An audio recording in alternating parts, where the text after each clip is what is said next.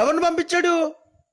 బాప్తిస్మిచ్చి యోహాను పంపించాడని లోకా సువార్త 7వ అధ్యాయములో మనం తెలుసుకోగలం. మరి యెషయా గ్రంథంలో బాప్తిస్మిచ్చి యోహాను పేరు ఎక్కడుంది? కన్యక గర్భవతియే కుమారునిగానును 7వ అధ్యాయము యెషయా గ్రంథంలో ఉంది కదా. మరి ఎవరా కన్యక? మరియమ్మ అని వెంటనే చెప్పేస్తావు.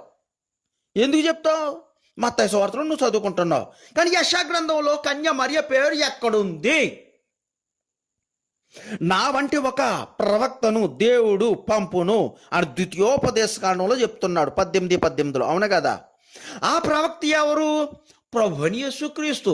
నా వంటి ఒక ప్రవక్తను అని మోషే చెప్తున్నాడు. హల్లెలూయా. నా వంటి ప్రవక్త ఎవరు? యేసుక్రీస్తు. అలాగే నువ్వెక్కడ తెలుసుకోగలుగుతున్నావు? అపోస్తుల గ్రంథము, అపోస్తుల కార్యాలు 7వ అధ్యాయం 37వ వచనంలో నువ్వు తెలుసుకుంటున్నావు. అవును కదా.